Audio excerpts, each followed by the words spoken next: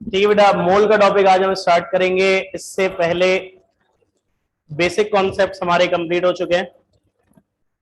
इससे पिछले जो लेक्चर्स हमारे हुए थे उसमें आपको बेसिक्स पढ़ाई थी। ठीक है भाई, के केमिस्ट्री क्या है, science, chemistry, universe, matter, energy, matter की types, particles, relative masses and so on. और देखिए भाई, आपको मैंने पहले भी बताया था कि आपकी जो कॉन्सेप्चुअल बिल्डिंग फर्स्ट ईयर में रिक्वायर्ड होती है। ठीक है भाई, बहुत सारी ऐसी चीजें हैं फर्स्ट ईयर के स्टूडेंट्स के लिए, यानी कि मैट्रिक्स से फर्स्ट ईयर में जब आप आते हैं तो आपकी अंडरस्टैंडिंग का लेवल बढ़ना चाहिए। अदरवाइज आप फर्स्ट ईयर के पेपर्स और उसके क्वेश्चंस को समझने के काबिल नहीं बन सकते। और आपके अंडरस्टैंडिंग बढ़ाने के लिए ये बहुत जरूरी है कि आप बेसिक्स जो है उसको बहुत अच्छे से जानते हो, और इसी वजह से पहले आपको बेसिक्स पढ़ाई बहुत डिटेल में। और अब बेटा हम पहले प्रॉपर टॉपिक पे आ रहे हैं जिसका नाम है मोल। अब देखो, मोल एक ऐसा टॉपिक है जो आप 9 में भी पढ़ते हो। मोल एक ऐसा टॉपिक है जो आप फर्स्ट ईयर में भी पढ़ोगे। और मोल एक ऐसा टॉपिक है जो कि आपको एप्टीट्यूड टेस्ट प्रिपरेशन जब आप करोगे ना यूनिवर्सिटी में जाने के लिए, जब भी बहुत तंग करेगा। ठीक है बेटा, केमिस्ट्री के अंदर ये एक बड़ी इंपॉर्टेंट बात है कि एक टॉपिक बहुत बेसिक से बहुत हायर लेवल तक जा सकता है, और मोल भी एक ऐसा टॉपिक है। बेटा फर्स्ट ईयर में जो डिस्क्रिप्शन आपको इस टॉपिक की 9 में, सॉरी, जो डिस्क्रिप्शन आपको इस टॉपिक की दी गई होगी वो 9 के लेवल की होगी। 9 में जो क्वेश्चन आते हैं उसको सॉल्व करने के लिए होगी। फर्स्ट ईयर में अब आपको जो एक्सप्लेनेशन दी जा रही है बेटा, वो फर्स्ट ईयर के लेवल के क्वेश्चंस को सॉल्व करने के लिए होगी। फर्स्ट ऑफ ऑल, मोल है क्या? तो हम कहते हैं the physical quantity that expresses the amount of chemical substance is called mole। बेटा मोल वो फिजिकल क्वांटिटी है जो हमें क्या बताती है? केमिकल सब्सटेंस का अमाउंट।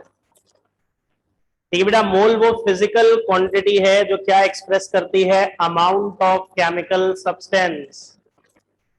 बेटा किसी भी केमिकल सब्सटेंस का अमाउंट एक्सप्रेस करने का, रिप्रेजेंट करने का सबसे बेहतरीन तरीका केमिस्ट्री में जो है वो क्या है? मोल। अब ऐसा क्यों है? देखो बेटा, जब हम वर्ड कहते हैं अमाउंट, तो अमाउंट के कई मतलब हो सकते हैं। जैसे कि भाई अगर आप दुकान पे जाते हो चीनी खरीदने के लिए, तो भाई आपको चीनी का कितना अमाउंट चाहिए, आप उसको कैसे बताते हो दुकान वाले को? जी 5 किलो चीनी चाहिए। किलो किसका यूनिट होता है? किलोग्राम किसका यूनिट होता है बेटा? मास, है ना? यानी भाई चीनी का कितना अमाउंट आपको चाहिए, आप वो दुकान वाले को किस फॉर्म में बताते हो? मास की फॉर्म में। ऐसा ही है। इसी तरह से अगर आपको दूध खरीदना है या कोल्ड ड्रिंक खरीदनी है, तो भाई इसका कितना अमाउंट आपको चाहिए, आप उसको बताते हो लीटर में। आप कहते हैं जी 1 लीटर दे दें, 1.5 लीटर दे दें। लीटर किसका यूनिट होता है? वॉल्यूम। तो भाई दूध या कोल्ड ड्रिंक का कितना अमाउंट आपको चाहिए, वो आप किस फॉर्म में बता रहे हो? वॉल्यूम की फॉर्म में। बिल्कुल ऐसे जब आप अंडे खरीदते हैं या केले खरीदते हैं, तो आप क्या बताते हो? उसका नंबर, कि भाई 2 अंडे दे दें, 3 दे दें, 1 दर्जन। 1 दर्जन मतलब 12। तो जब मैं कहता हूं कि मोल वो फिजिकल क्वांटिटी है जो हमें क्या बताती है? केमिकल सब्सटेंस का अमाउंट। ठीक है बेटा, केमिस्ट्री में केमिकल सब्सटेंस के अमाउंट को बताने का सबसे बेहतरीन तरीका क्या है? मोल। तो इसका रीजन ये है कि अगर आपको किसी सब्सटेंस का के मोल पता हो तो आप उनके मोल से उसका मास भी मालूम कर सकते हो, ठीक है बेटा। उसका वॉल्यूम भी मालूम कर सकते हो अगर गैस है, और नंबर बेसिकली यहां पे किसका होता है, पार्टिकल्स का। आप उसमें नंबर ऑफ पार्टिकल्स भी मालूम कर सकते हो। तो इसलिए मैंने कहा कि केमिस्ट्री में केमिकल सब्सटेंस का अमाउंट बताने का सबसे बेहतरीन तरीका मोल है, क्योंकि अगर आपको मोल पता चल गए तो मोल से आपको मास भी पता चल जाएगा, मोल से आपको नंबर ऑफ पार्टिकल्स भी पता चल जाएंगे, और मोल से आपको वॉल्यूम भी पता चल जाएगा। इसे हम कहते हैं मोल रिलेशंस।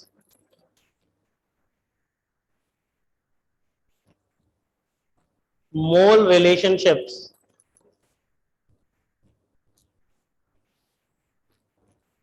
तो बेटे मोल के 3 कॉमन रिलेशनशिप्स हैं, किस किस के साथ, मास के साथ है पहला, दूसरा किसके साथ पढ़ेंगे हम, नंबर ऑफ पार्टिकल्स के साथ, और तीसरा हम किसके साथ पढ़ेंगे, वॉल्यूम ऑफ गैस के साथ। ठीक है भाई, तो मोल के 3 रिलेशनशिप्स हैं।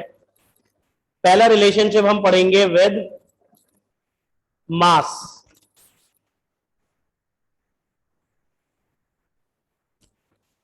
और हम पहले भी ये बात कर चुके हैं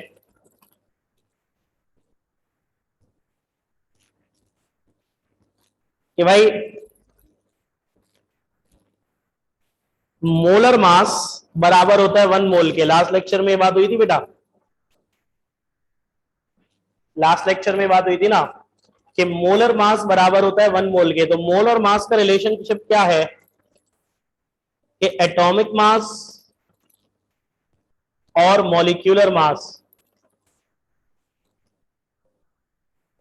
of a substance expressed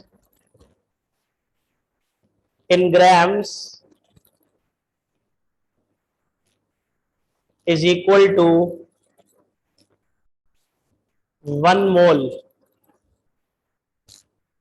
of that substance। ठीक है भाई, किसी भी सब्सटेंस का एटॉमिक मास, मॉलिक्यूलर मास या फॉर्मूला मास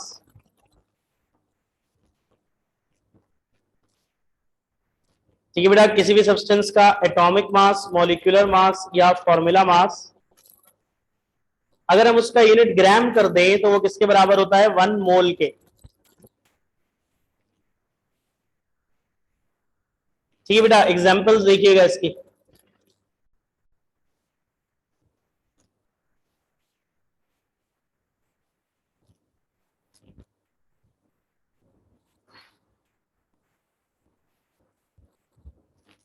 बेटे हम जानते हैं कि कार्बन का एटॉमिक मास कितना होता है, 12 AMU। AMU is the unit जिसकी फुल फॉर्म क्या है, एटॉमिक मास यूनिट।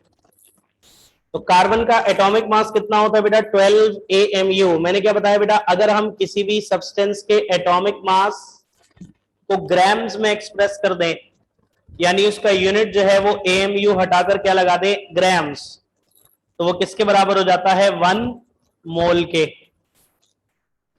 तो atomic mass of carbon is 12 AMU। हमने वैल्यू सेम रखी 12, यूनिट चेंज कर दिया, AMU हटाकर क्या लगा दिया, ग्राम्स, तो वो क्या बन गया, 1 मोल ऑफ कार्बन। बिल्कुल ऐसे ही मॉलिक्यूलर मास ऑफ वाटर बेटा हमने पहले भी कैलकुलेट किया था, कितना होता है, 18 AMU। वही बेटा हम वैल्यू सेम रखेंगे 18, यूनिट चेंज कर देंगे, AMU हटाकर क्या लगा देंगे, ग्राम्स, तो ये किसके बराबर हो जाएगा, 1 मोल ऑफ, मुझे बॉयज में ऐड ही नहीं किया हुआ ग्रुप में, तो ठीक है भाई, 1 मोल ऑफ वाटर। बिल्कुल ऐसे ही हमने पढ़ा था बेटा पिछले लेक्चर में, फॉर्मूला मास ऑफ NaCl कितना होता है 58.5 AMU। वही बात बेटा, वैल्यू सेम रखेंगे, 58.5 यूनिट चेंज कर देंगे, AMU हटाकर क्या लगा देंगे ग्राम्स। तो ये किसके बराबर हो जाएगा बेटा 1 मोल ऑफ NaCl के। तो भाई मोल और मास का क्या रिलेशनशिप है?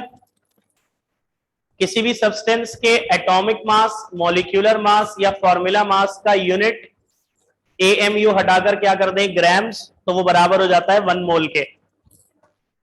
ठीक है भाई, मोल और मास का क्या रिलेशनशिप है? किसी भी सब्सटेंस के एटॉमिक, मॉलिक्यूलर या फॉर्मूला मास का यूनिट AMU हटाकर क्या लगा दें ग्राम्स, तो वो किसके बराबर हो जाएगा 1 मोल के। अब देखिए भाई इसका फॉर्मूला क्या है।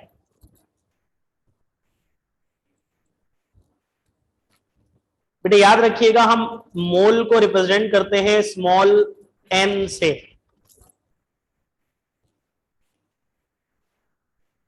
इससे रिप्रेजेंट करते हैं स्मॉल n से। बेटा याद रखिएगा, मोल्स और मास के रिलेशनशिप में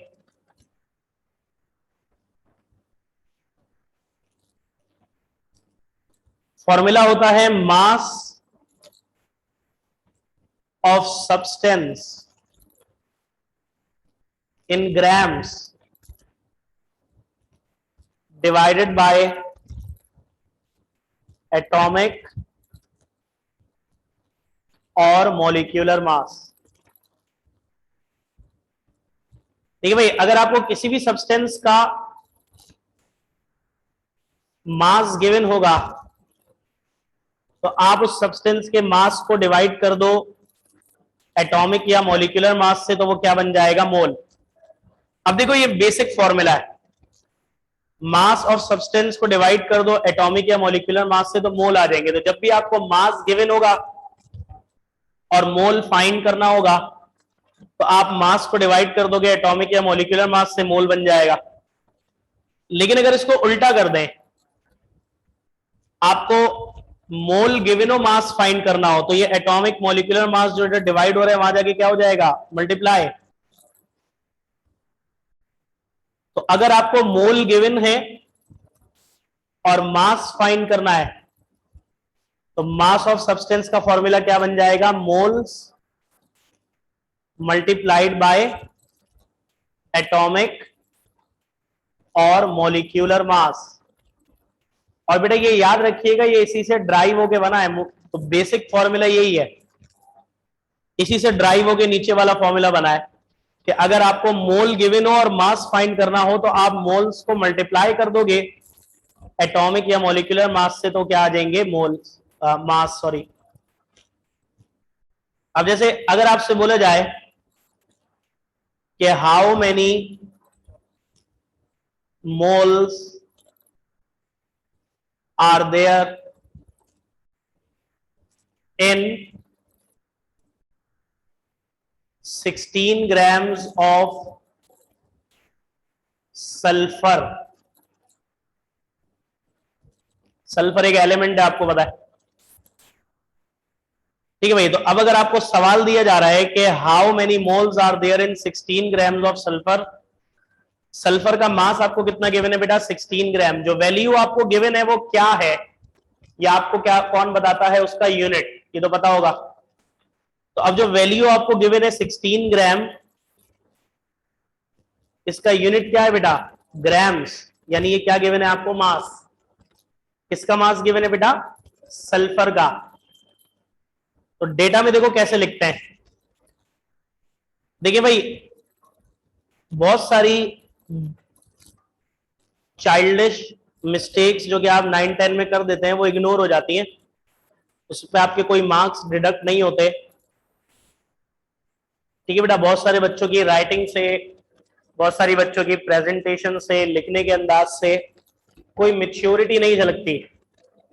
9-10 में मामला चल जाता है, लेकिन बेटा फर्स्ट ईयर में बिल्कुल भी नहीं चलेगा, बिल्कुल भी गुंजाइश ही नहीं। तो देखो मैं लिख कैसे रहा हूं, ये 16 ग्राम आपको सल्फर का मास गिवन है। देखो मैंने क्या लिखा है mass of sulphur, is equal to, आगे क्या लिख दूंगा, 16 ग्राम्स।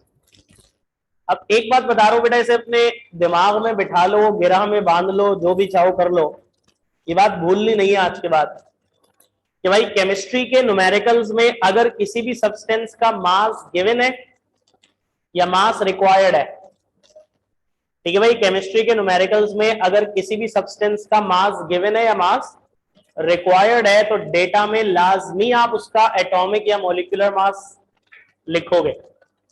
अगर एलिमेंट है तो एटॉमिक मास, जो कि सिर्फ लिखना पड़ेगा। अगर कंपाउंड है तो मॉलिक्यूलर मास, जो कि कैलकुलेट करना पड़ेगा। याद करो, मैं मॉलिक्यूलर मास पढ़ाते हुए यही बता रहा था ना कि केमिस्ट्री के 80% न्यूमेरिकल्स में आपको डेटा में मॉलिक्यूलर मास कैलकुलेट करना होता है। इतनी लेट आए हो बेटा? ठीक है भाई, केमिस्ट्री के 80% न्यूमेरिकल्स में मैंने आपको बताया था ना कि मॉलिक्यूलर मास डेटा में कैलकुलेट करना होता है। ठीक है भाई, अगर एलिमेंट होगा तो एटॉमिक मास से मेंशन करना होगा। अब जैसे यहाँ पे सल्फर एलिमेंट है, तो आप इसका मास गिवन है तो आप लाजमी क्या मेंशन करोगे डेटा में, इसका एटॉमिक मास। तो एटॉमिक मास ऑफ सल्फर ये आपको गिवन होगा 32 MeV। आपको फाइंड क्या करना है, सवाल में आपसे क्या बोला है, how many moles are there. तो बेटा क्या फाइंड करना है हमें क्वेश्चन में, मोल्स फाइंड करना है। तो मोल्स ऑफ सल्फर क्या होगा, रिक्वायर्ड। तो भाई ये डेटा हो गया। Now solution. मैंने क्या बताया था बेटा, जब भी आपको मोल फाइंड करने होंगे, मास गिवन होगा और मोल निकालने होंगे, तो आप ये वाला फॉर्मूला लगाओगे। है भाई, क्या फॉर्मूला है, moles small N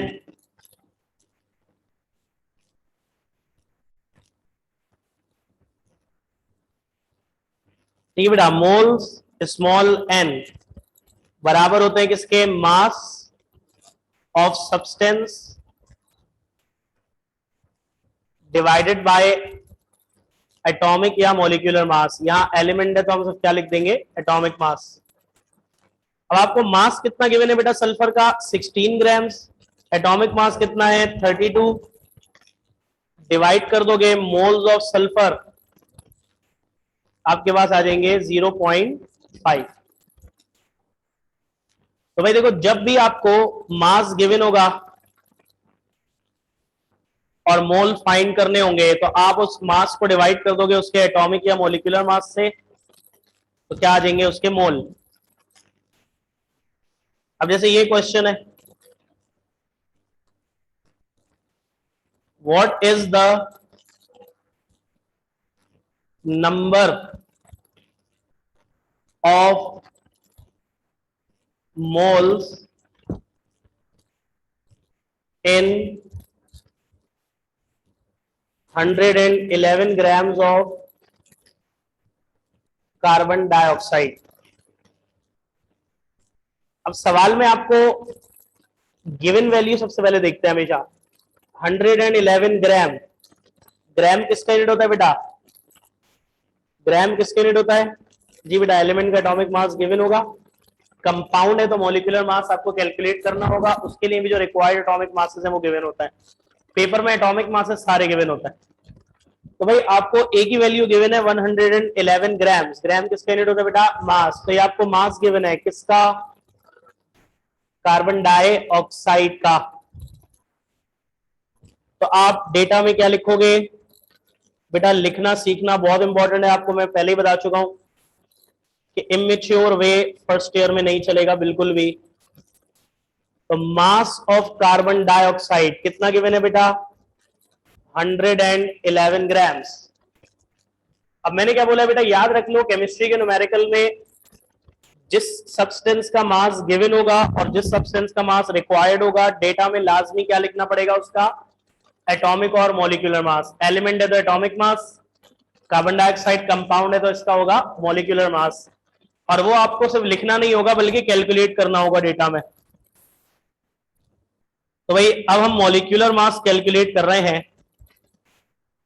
molecular mass of carbon dioxide कैसे निकालते हैं बेटा, आपको बताया था फॉर्मूला में सी के नीचे कुछ नहीं लिखा तो 1 है, तो बेटा कार्बन का एक एटम है तो 1 लिखेंगे, मल्टीप्लाइड बाय कार्बन का एटॉमिक मास 12 ये गिवन होगा, प्लस फॉर्मूला में ऑक्सीजन के 2 एटम्स है तो 2 लिखेंगे, मल्टीप्लाइड बाय ऑक्सीजन का एटॉमिक मास 16 ये गिवन होगा, ये टोटल आ जाएगा बेटा 44 AMU molecular mass of carbon dioxide. आपको फाइंड क्या करना है सवाल में, what is the number of moles, क्या फाइंड करना है आपको, नंबर ऑफ मोल्स। तो बेटा moles of carbon dioxide are required. ठीक है बेटा, अगेन सॉल्यूशन,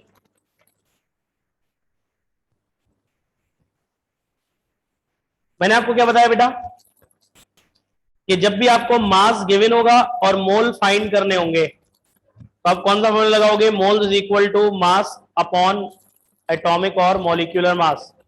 तो यहां भी आपको मास गिवन है और मोल फाइंड करने हैं, तो वी नो दैट मोल का फॉर्मूला क्या होगा बेटा, मोल्स स्मॉल n बराबर होता है mass of substance divided bye, यहां पर हम क्या लिखेंगे, मॉलिक्यूलर मास। अब देखो भाई कार्बन डाइऑक्साइड का मास कितना गिवन है आपको, 111 ग्राम्स, मॉलिक्यूलर मास कितना है 44, करें बेटा डिवाइड जरा, बेटा कैलकुलेटर खरीदा है,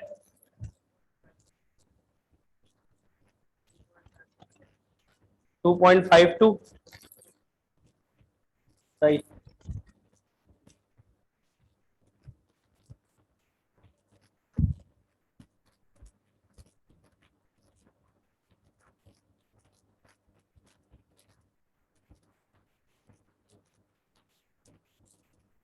ठीक है भाई 2.52 आ जाएगा, ठीक है सही, क्या आंसर आ जाएगा बेटा 2.52। क्लियर हो गया बेटा सबको। अब एक आपको करने के लिए दे रहा हूं,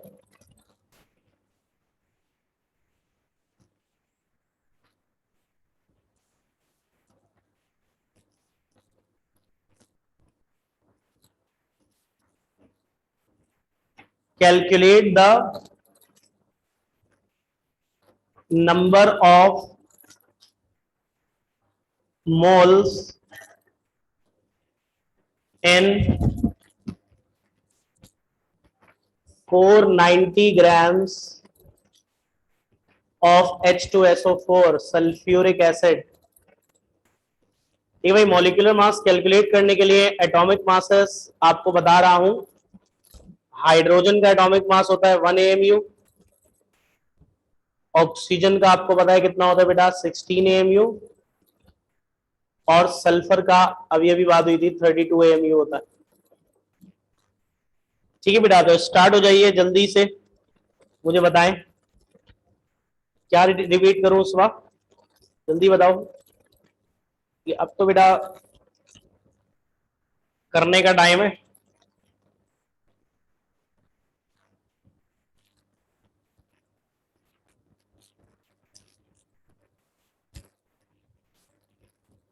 अब बेटा फॉर्म ऑफ क्वेश्चन चेंज कर रहा हूं, एक मैं कराऊंगा फिर एक आप करोगे।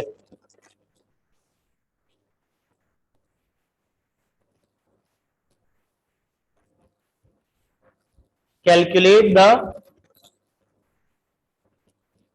Mass of 17 moles of ammonia.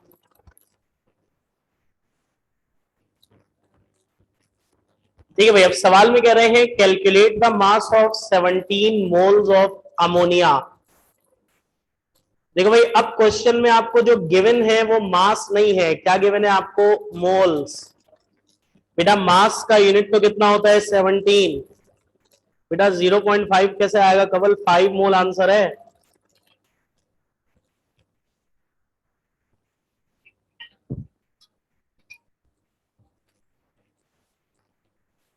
ठीक है भाई। तो आपको अब जो गिवन है वो क्या गिवन है, मोल्स। कितने गिवन है बेटा, 17 मोल्स अमोनिया के। तो भाई डेटा में सबसे पहले आप मेंशन करोगे, बेटा ये बहुत इंपॉर्टेंट बात है कि आप हर चीज को सही सही मेंशन करो। ये जो गिवन है वो मोल्स गिवन है, तो आप क्या लिखोगे, moles of ammonia is equal to 17। अब अगर इसको किसी ने मास ऑफ अमोनिया लिख के आगे 17 लिख दिया तो obviously it will be totally wrong. 9 class में फिर आपको इसको आपका बचपना समझ के छोड़ दिया जाएगा, जाता होगा, लेकिन फर्स्ट ईयर में प्रिसाइज होना चाहिए हर चीज, प्रिसिशन के साथ, ऑन पॉइंट। ठीक है ना, वो अंग्रेजी में कहते हैं बुल्स आई। ठीक है, बिल्कुल टू दी, बिल्कुल निशाना पक्का, तो ये मकसद है। अच्छा भाई, मोल आपको गिवन है, कैलकुलेट द मास। मास आपको कैलकुलेट करना है, ऐसा ही है। मैंने क्या बताया था भाई, जिस सब्सटेंस का मास गिवन होता है और जिस सब्सटेंस का मास रिक्वायर्ड होता है, डेटा में लाजमी क्या कैलकुलेट करते हैं, उसका मॉलिक्यूलर मास। तो देखो भाई, पिछले न्यूमेरिकल्स में मास जिन सब्सटेंसेस का गिवन था हमने उनका मॉलिक्यूलर मास निकाला था। यहां मास गिवन नहीं है, मास रिक्वायर्ड है। लेकिन मैंने क्या बोला है, जिस सब्सटेंस का मास गिवन होता है उसका भी मॉलिक्यूलर मास लाजमी लिखना है, जिसका रिक्वायर्ड होता है उसका भी लाजमी लिखना है।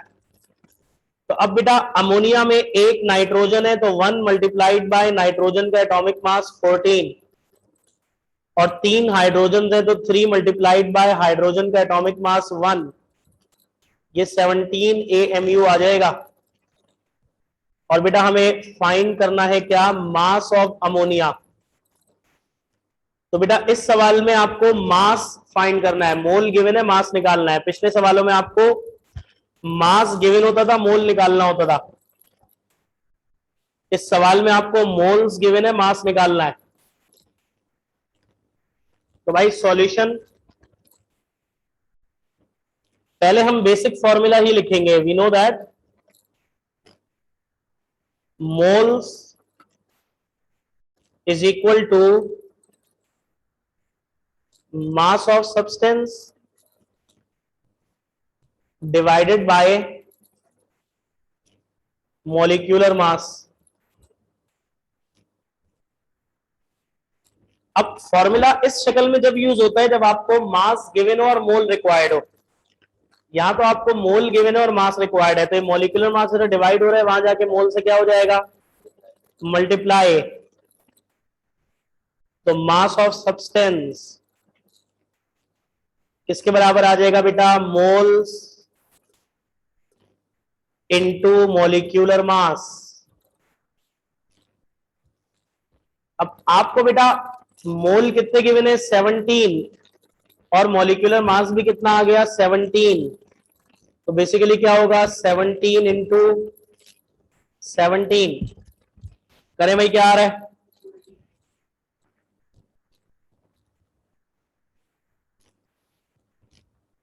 ठीक है भाई। तो 17 इंटू 17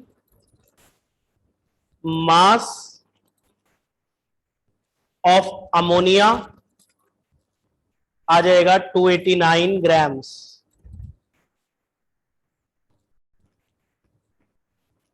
ठीक है बेटा, मास ऑफ अमोनिया कितना आ जाएगा, 289 ग्राम्स। ठीक है, तो इस सवाल में चेंज क्या था कि पिछले सवालों में आपको क्या गिवन था, मास, और क्या फाइंड करना था, मोल। इसमें आपको गिवन है मोल्स और फाइंड करना था मास। समझ में आ गया बेटा सबको अच्छे से।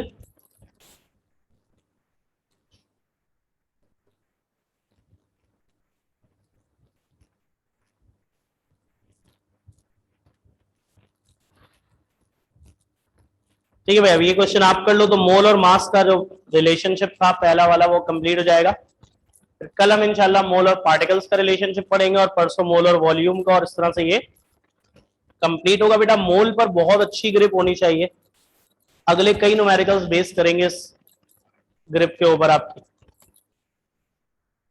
ठीक है भाई। तो क्वेश्चन है, what is the mass of zero 0.075 mole of glucose C6H12O6। और एटॉमिक मासेस बेटा हाइड्रोजन का 1 AMU होता है, कार्बन का 12 और ऑक्सीजन का 16। कह रहे हैं भाई ग्लूकोज के 0.075 मोल का मास कितना होगा। ठीक है भाई, जल्दी से सॉल्व करें इसको। 4 4.5।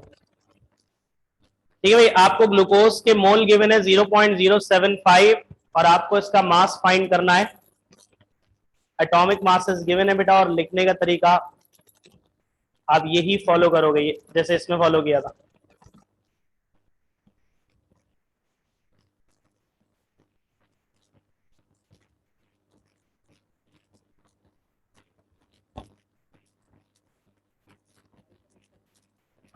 कैसे थोड़ी होगा मोबाइल पे लिखने का कह रहे।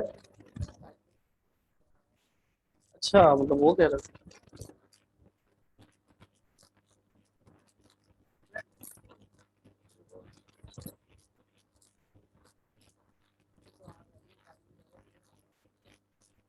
पूरे मुहर्रम नहीं हुआ, पूरे मुहर्रम का क्या हो रहा है।